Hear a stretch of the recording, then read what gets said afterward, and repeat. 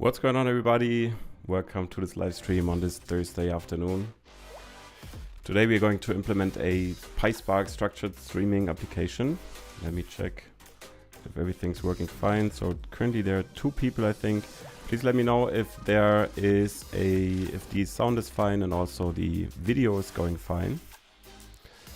I will simply start coding later on, and I encourage you to ask questions along the way. I will not explain everything what I do, but whenever you have a question about what I'm doing, just write a message to the chat. Otherwise I will just get started. So today I have a little task description here prepared. So basically our task is we are given an input stream of purchases from a retail store, and we are supposed to filter these by the total order volume on the stream and create a new stream out of that, basically pushing it into another streaming infrastructure again. And this filter is supposed to take 2 parameters, the upper and the lower bound.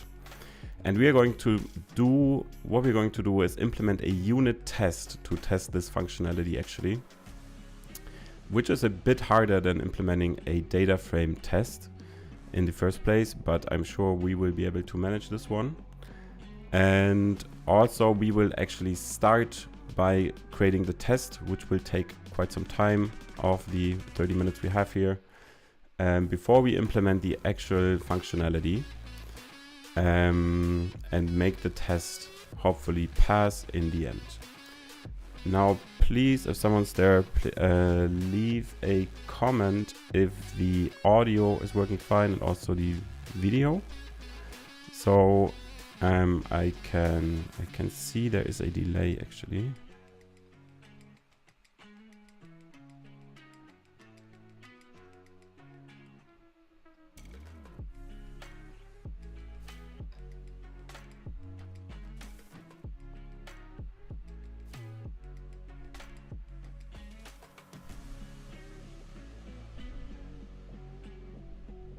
Okay, it should be fine. I was confused about the YouTube studio here. Sorry for the delay. So I would just get started with coding, leave a comment. Otherwise, yeah, I will explain some stuff along the way. First of all, let's go to the tests directory. I have a package called streaming test here, and I'll create a new Python file, which I'm going to name purchase analytics table test, because we're going to use memory tables to actually implement our test case here. Now, the first thing we need to do, if we want to implement a PySpark unit test or a Python unit test, we define a class which we're going to call like the file, so purchase analytics table test, which is going to be a subclass of the unit test case. And here we can implement a method setup class, which will be executed before the test is before the class is instantiated. And also we can have a method or implement a method teardown class, which will be run after the class is finished. And both of these will be class methods. So we add this annotation here, class methods. And as you can see, as they are class methods, they get as parameter the class. So we can use basically this in the function call here. Now, as we want to have a Spark test, within the setup class, we will basically instantiate the Spark session. And that's what we're gonna do. And yeah, we'll do it later. So our test case will be here. We are going to call it filter purchases test, whatever. And here goes the test logic. So that would be the basic structure for our test case. This should be executable as we run this from our IDE. Yes. So let's go ahead. And I want to show you that I have basically a data model already, because I have this retail example here. So I have a package in source called retail.model, where I have, for example, the purchase model. And here we're simply defining one field, which is basically the schema of the purchase.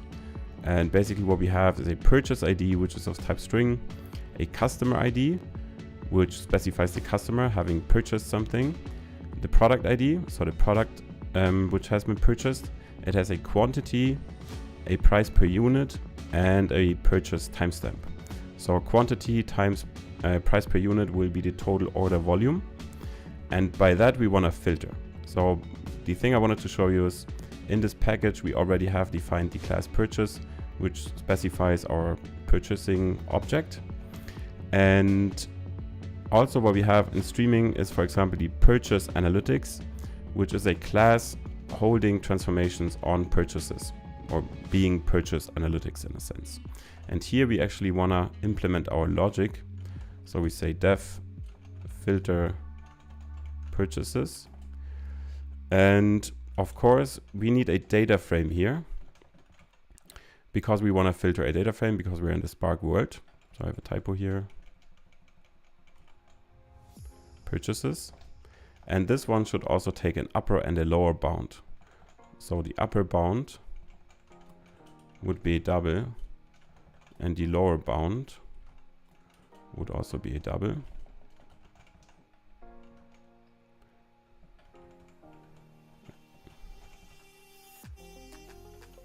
Also this one is float, of course. Sometimes I'm confused switching between languages. Okay, so here we want to implement our filter, but as we said, we first wanted to implement the test case, not the actual logic. So therefore we will simply return the data frame itself, which will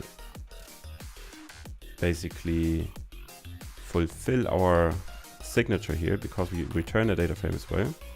So we simply return the input data frame, which is not the logic we want to have, but actually it fulfills our contract here.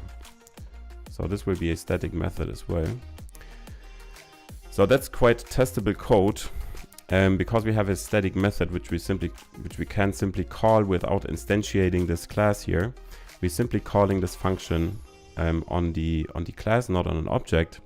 Also, all of the parameters are passed in the parameter list. So the only thing we have to do in the test case is basically to specify the data frame, the upper and the lower bound. And as we have a static method, you saw it, I removed the self reference because we don't have an object. It's a static method. So this one we want to call from the test case. All right, let's go ahead and instantiate the Spark session up here in the setup class. So we say the class should have a field called Spark, which will hold a Spark session. And this one we will have to import. And these imports, I don't know why, for me they never work in Python. So we will need the Spark session. Also we will need, what will we need? Let's start with the Spark session. So we use the builder as usual and say app name, purchase, analytics, table test, and then we say master should be local. I also set the bind address, so it's Spark driver bind address, which I'm going to set to my local host, because sometimes it cannot resolve my host name to localhost, so it fails then. So I set this. So in setup class we simply instantiate the Spark session. In the teardown class we actually stop this one again, so we can say Spark stop. Okay. That's actually the recommended way of writing unit tests for PySpark. You can see this in the PySpark documentation. So now as we have a Spark session, we can actually instantiate a data frame test. So as you can see from our implementation, oh no, we haven't implemented it yet. Let's start by defining the records for our test case. So our unit test should work on specified data in a sense. So we want to specify the data we pass into our method, which we want to test. And then we also specify the expected outcome. And finally, we do assertion that the expected outcome is basically produced by the unit under test, given the input records. And as you recall, we have a purchase ID. So I would simply create a dict here, basically, for each record, purchase ID, which I'm going to set to ID 1. Then we have a customer ID, which I'm going to set to C1 for customer 1. Then we have a product ID, P1. And then I think we have already quantity, which is going to be 1. And then we have price per unit. Let's say this one is 10. And then we have a timestamp. Let me see how that is called. Purchase timestamp.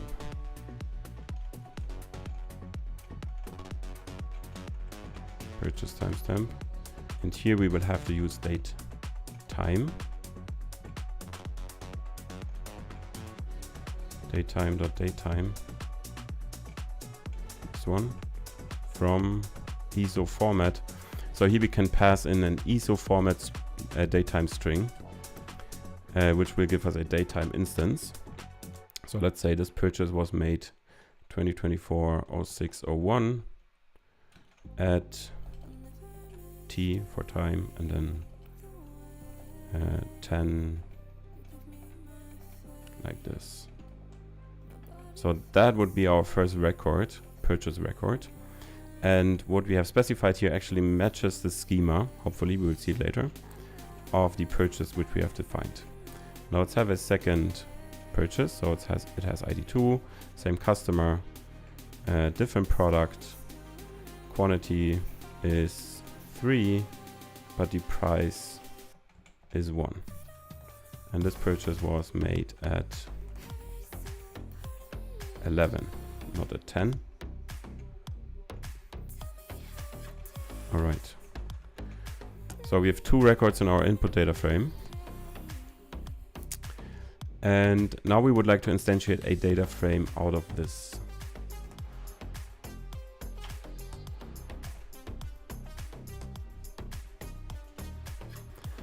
Okay, to create a data frame, we always use the Spark session. So I say self.spark, which is the Spark session we have instantiated above. And then on the Spark session, which is always our central entry point to the Spark world, we always use it to create a data frame. So I say self.spark create data frame.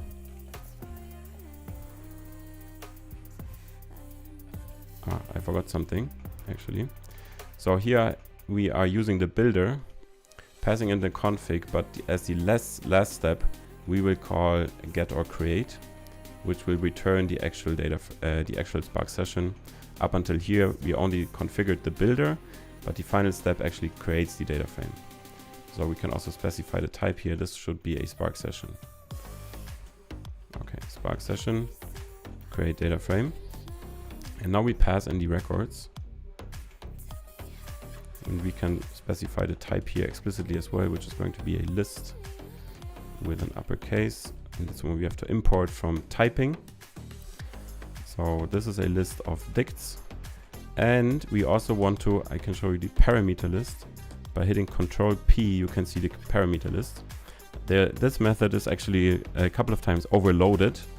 So we have multiple options here. We can pass in an iterable of row and a schema. That's pretty much what we are doing.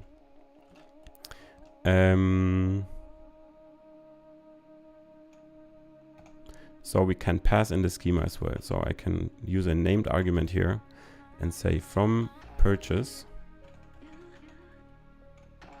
I want to have the schema, but now I have to import this one from retail.model.purchase. Purchase, I get the schema, and this one will give us a data frame. Let's call it batch data frame because it's no, let's call it data frame. All right, basically we could use this data frame to test our unit, basically by saying purchase analytics dot filter purchases. The first argument, if I hit Control P again, we need to import first. So we import this from streaming purchase analytics and then this class. So if I hit Control P, we can see the parameter list. So we have to pass in a df. We can also have default values for the filters, for example, even though that's not specified in the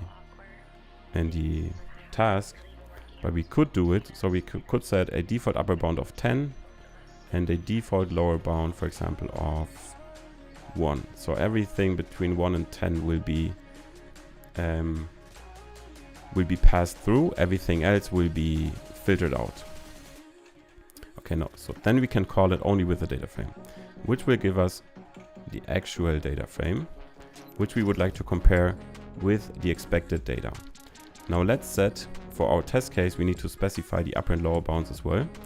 So let's say upper bound should be, so we have 2 transactions, one being of value 10, one being of value 3. So the upper bound should be maybe, let's say we want to filter out everything between 0 and 10, or we want to leave everything between 0 and 10. Lower bound should be 0. Upper bound should be 10. But then both of our transactions would be passed through. So let's say the first transaction was 2 purchases of this. 2 purchases of 10 and the other 3 of 1. And let's call this with the upper bound being the upper bound and the lower bound being the lower bound. And then our expected data becomes, let's say, expected. We don't want to see this row here anymore because it has a value of a total order volume of 20. So that one should be filtered out given our boundaries for our filter. So let's remove this one. In the output data frame, we want to see only this row, which makes our, so these rows here specify how our data, how our test for the filter functionality should behave. Now we could actually execute this now using data frames, which are not streaming, but we want to implement the streaming data frame. Therefore, we will have to do some initial work. I want to show you that this is working actually. So we can say actual data frame.show, and then we can execute this one, which is not a test case yet because we don't have any assertions, but it's also a good smoke test to see if we have done everything correctly up until this point. So we're running this directly from within the IDE. Okay, no tests ran, empty suit.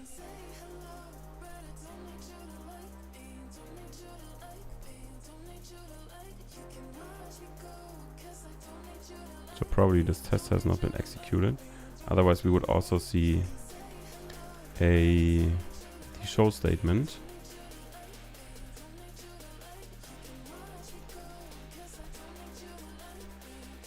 We have to mark this as test now, right?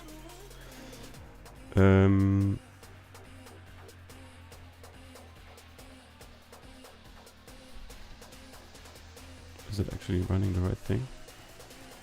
Let me check these. Let me remove these other run configurations here. Okay. And run this file here again.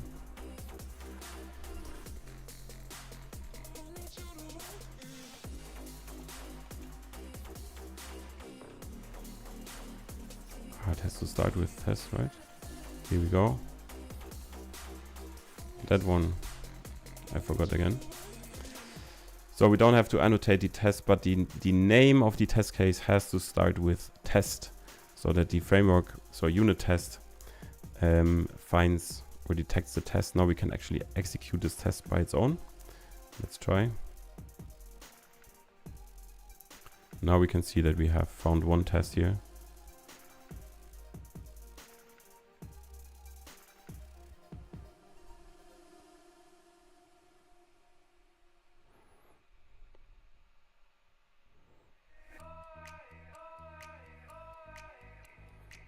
Takes some time to instantiate this Spark session, but now, yeah, we actually did everything correctly up until here. We can see that the actual data frame is still not correct. So it contains the row we would like to filter. But anyway, that was only our smoke test. We want to go ahead and implement a streaming test case, and therefore we will have to create a streaming data frame. This data frame we have created here is not streaming. We can check this by calling df.isStreaming, which will return a boolean. Yeah, actually I have to call it. And for the df, this will be set to false because it's not a streaming data frame. In order to make this a streaming data frame, we actually have to take some small detour by writing this one to a file, which is one option of doing this. So that's what we are going to do. We are going to write this data frame to a Parquet file in a directory, which we're going to delete later on. And from there, we can load it as a streaming data frame. So it will go something like this. We say df write mode. We say overwrite. Format will be Parquet. It stores the schema. And then it's safe, I think. And then we have to pass in a path. Let's say the path should be temp Spark streaming test. Sorry. So that would be the temp dir. So the table path would be basically the temp dir. And then what do we have? Purchase, analytics, table test, which will be our table name. And within that, we are going to write all of that. So let's put this one up here, being class members. So we use this directory, we use this as table path, and that's what we use down here for writing this. So we say .save, and then we say self table path,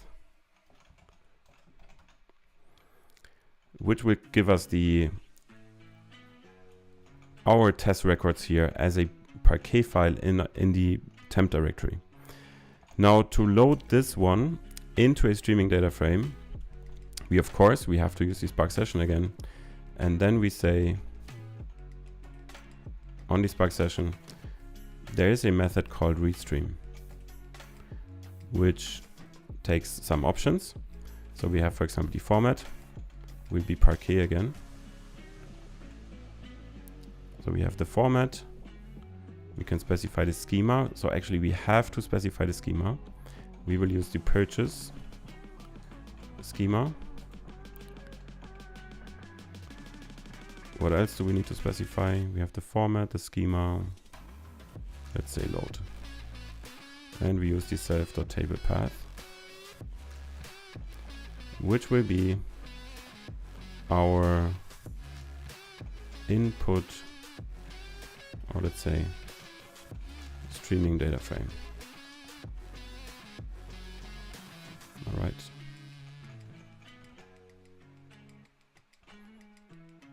So now we have a streaming data frame. From that, we can now call our unit here, the unit under test. But the question now is, how can we get the actual result as a data frame which we can compare again? So because streaming has a quite different basic concept than batch processing, streams we always have to start. So actually what we have to say here is that we want to, so what we have here now is an actual DF. I would like to rename this one to actual streaming DF, because now it returns a streaming DF as well. So on the actual streaming DF,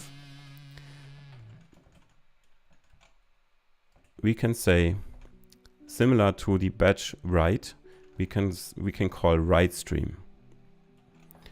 And we have similar options, but we have some more as well.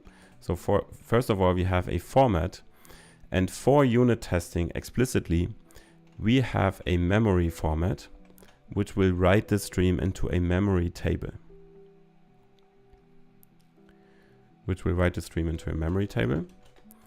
So instead of Parquet, we use format, memory. Then we have a query name, let's say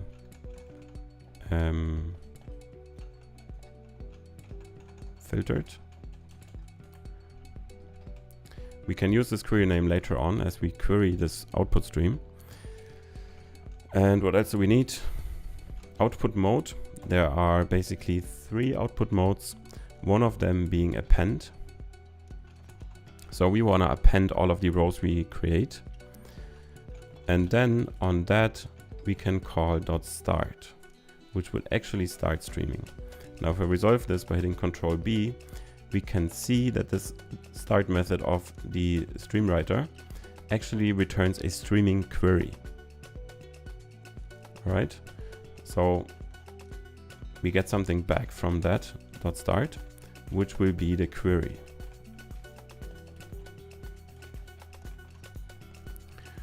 All right, so what have we done? What have we done by now? We have instantiated a data frame. We have written it to a Parquet file. All of that still being batch processing. So it's done once these couple of rows are finished. Then we create a streaming data frame by reading this from the Parquet format. Just wanted to reformat this. You say self-spark read stream. Want to start a new line.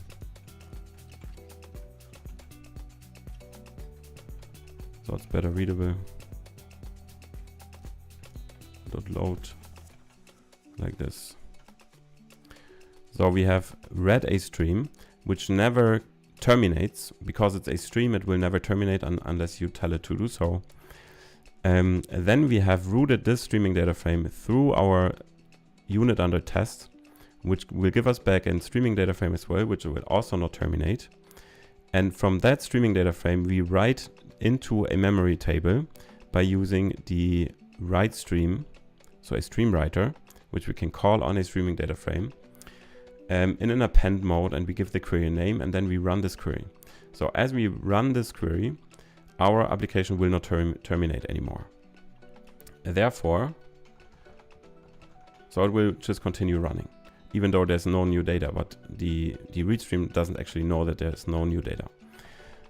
So therefore we can say query process all available, which will then return once it doesn't receive any more data, which will give it a breakpoint basically. Blocks until all available data in the source has been processed and committed to the sink. Okay, so this one will give us a termination point of the stream. Okay, at this point, we have our data in a memory table. And now we actually have to get it back. So we want to see which rows are in this table so that we can compare them against the expected rows. And therefore we will have to query this table. And actually the query name here in the memory mode will become the table name of the memory table. So what we can do now is say self.spark SQL, and then we can pass in a string, SQL string. We say select star from filtered.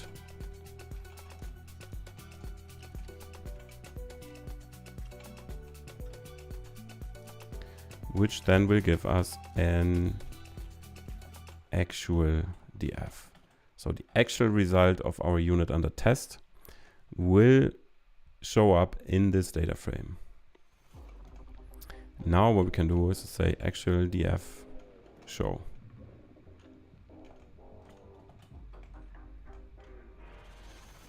And we should see the same as before.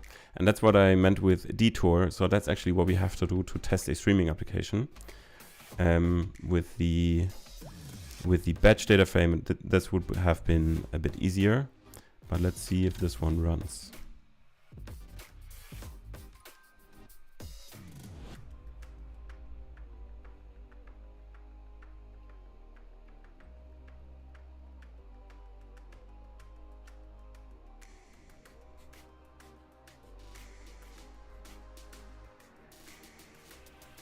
Okay, let's see. Okay, we get a result, which is quite astonishing, I think. All right, we have created a file actually. You can see it here. Temp Spark streaming test, purchase analytics table test. Here we have some Parquet files now, which is ugly actually. If we run the test for the second time, this will work because we are writing in override mode. So for now we can leave it like that. Otherwise I would implement a function here or a method which cleans up this directory. We can do this now. Def remove table files. And we call sh util rm tree of self. Oh no, that's so the problem is, as we are trying to call, we would like to call this from here. Remove table files, but therefore it has to be static. So this one has to be a class method as well.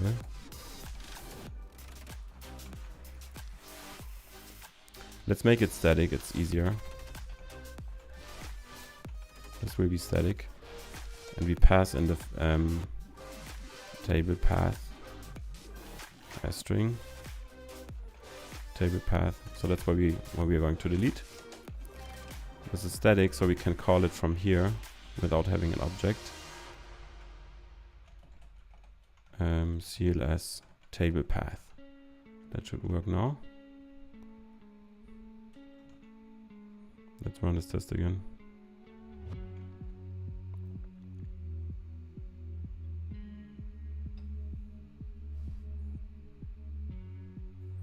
It will be able to write because we are in override mode.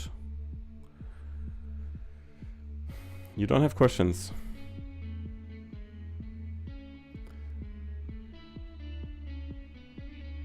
Okay, that worked. Okay, it's still, what we can see, it's still streaming, but it does not find the directory anymore. So therefore we will have to stop the query probably. So we see that warning here. The directory was not found anymore. So probably to fix this, query.stop.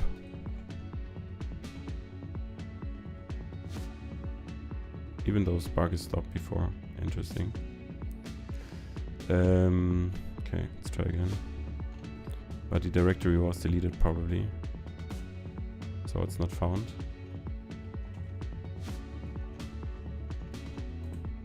But this directory is still here. Okay. So we have a basic setup for our test. Now we have to do the final step in every test, which is to, now the warning is gone, which is good. The final step in the test is to make sure that our actual result matches the expected result. And therefore we take this actual df here, which we now have only printed, and transform it into a dictionary, so in a lister. So this actual df is a data frame. as well. So this one is not imported.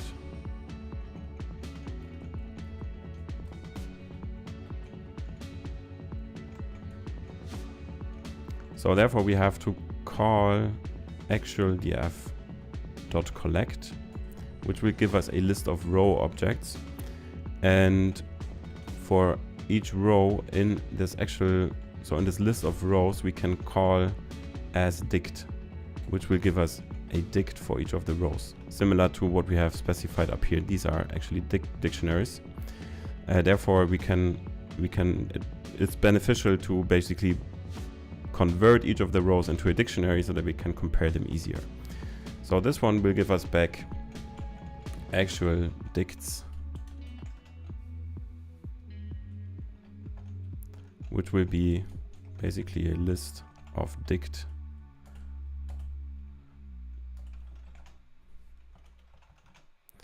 And now we can compare. Now, as our class here is a subclass of test case, we can use the assertions directly on the self reference. So we can use assert equal, and then we say actual dicts length should be expected length, making sure that we receive as many rows in our actual dict than we have in the expected list of expected rows. Secondly, we want to assert that assert in, I'm looking for, so there's an assert in method, and the first argument being the member, so the thing that we would like to be in the container. So the member is the first one, the container the second one. Our container is the actual dicts. So this is the list we get back, and we want to be the expected, the first element to be in the actual dicts.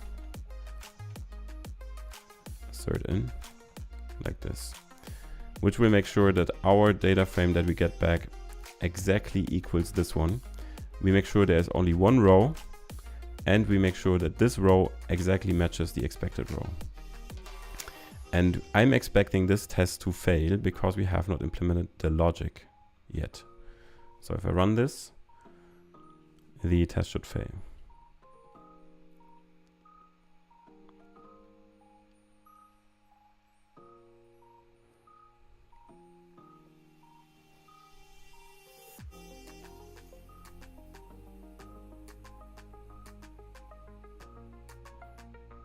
All right, as expected, we have one failure. We get a resource warning. That's usually when we call collect, I think. I don't know how to get rid of this. Usually I simply filter out resource warnings. What we see now is our test has failed. We would have expected the count to be 2. So we have the arguments the wrong way around. We would have expected the count to be 1, but actually it was 2. So let's look at the signature of equals, assert equal. I hit Control P for the parameter list. It says first and second, which is not very descriptive. It would be better because obviously the first one, actual dicts, is the expected, and the second one is the actual, like this. So if it fails now, it's more descriptive. Okay. All right, now we have a unit test. It fails as expected, and now we implement the logic and expect this test to pass. And that's the fun part now. But as I told you, we are going to spend a lot of time working on this test. Now it's working better. Expected is 1, but actual is 2. Okay, so we still have this problem here, but we can fix it later. Okay. But For now it works. Alright, let's go to the unit under test. Filter purchases. So now we want to actually implement the filter. So we say data frame filter, and we want to have a, so we say df, which is input df filter, and then we have a filter condition here. I like to keep things a bit clean and define the filter condition here. Filter condition is column. So we say total spend equals column quantity times column price per unit. And then we can use this in our filter condition. We say total spend, we need brackets here, total spend is lower equal upper bound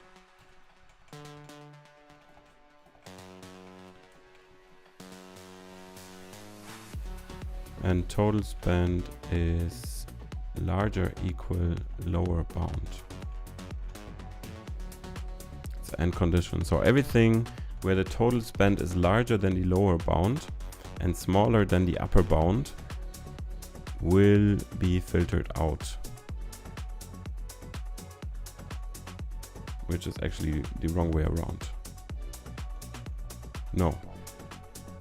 So we allow everything where the total spend is larger than the upper bound and smaller than the, it's larger than the lower bound, and let me think.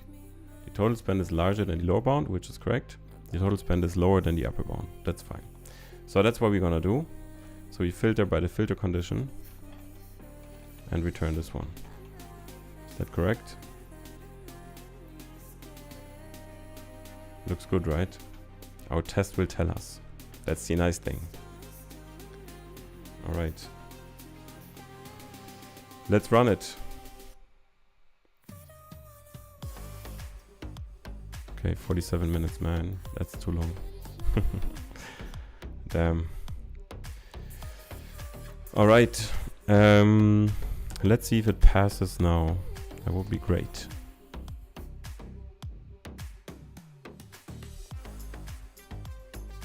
All right, it passed. So it's a miracle, right? It's pretty good.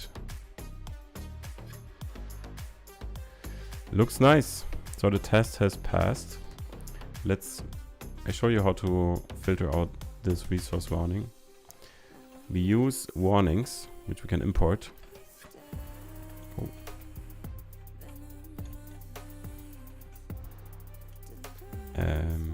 Filter warnings.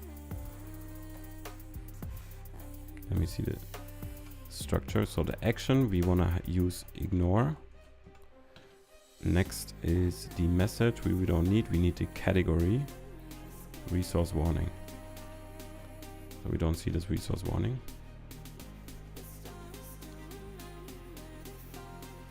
All right. So this is basically our assignment. Now we can add a second test case, because now we have tested this one with one lower bound and one upper bound, and with this input data. The thing is, we could add another test now using different data or different parameters, but then we would have to copy all of that, which would be, yeah, a lot of code to copy for one single test case. So we should aim to refactor this one into other units or smaller units that we can reuse. For example, so as I said before, this one, all of that specifies our test case entirely. The rest of the code I would consider actually boilerplate code we only write to actually assert that the actual result equals the expected result, and therefore we should try to refactor all of that code into units that we can use in all of the other test cases. For example, we can, for example, write to table and load from the table in its own unit. Let's take this entire block from here, like this, and refactor it into a method. So I hit Command, Alt and M. Okay, can I do this? Let's try it like this, okay. Let's call it get streaming df from the records. So it has added this method here to my class. We get the records. I would like to get the schema explicitly actually, which is supposed to be struct type, which we have to import. And records is a list of dict. Let's import this one.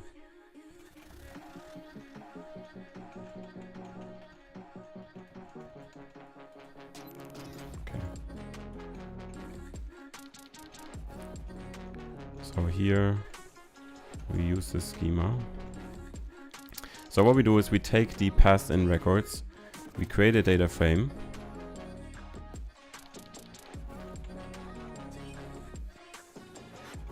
We write this data frame to the table in override mode.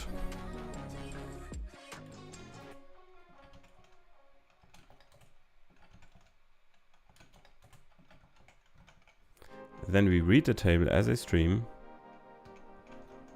Here we want to replace the schema as well. Schema. And we return the streaming df. Now we can reuse this entire code block in every of our test cases. So here we need a schema. Purchase schema.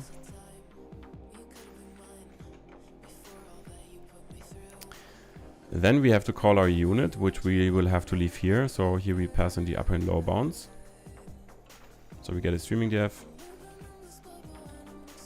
We call this unit. And what we can also do is basically get the query,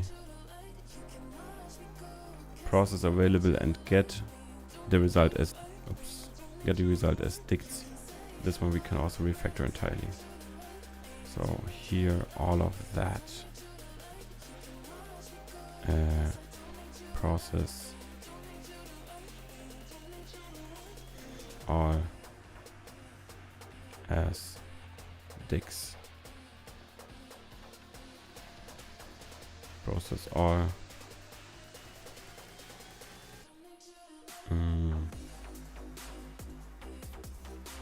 as dicts, whatever. I'm not sure if this is a good name. Let's see what we're doing here. We're passing the streaming data frame, the actual streaming data frame. We write it to the memory stream. We say process all available. We query the entire data frame.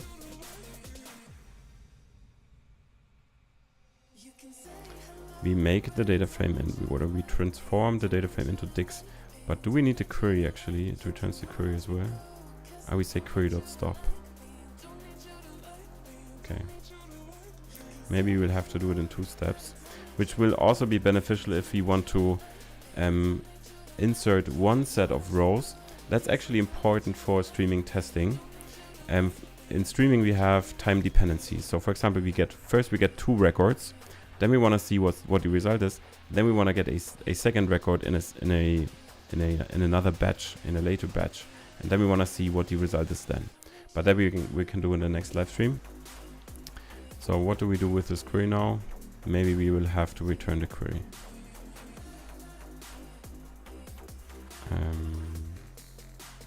Let's rename this one. Let's return both. So we get back the actual dicts and the query, which is fine. Then we can do our assertions on the actual dicts and then stop the query. So the test case has become a lot shorter.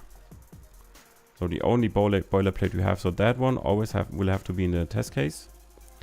That one will always have to be in the test case. That one will always have to be in the test case. So the boilerplate is actually 1 row, 2 rows, 3 rows, which is fine to repeat in every test case. So if we add a second one now, it will be much easier, especially if we want to change the logic that is reused in many of the test cases. Alright, that brings us to the end of the stream. I hope you could take away something from that. Thanks for stopping by, actually. It was a good time coding. I don't see any questions in the chat, which is too bad.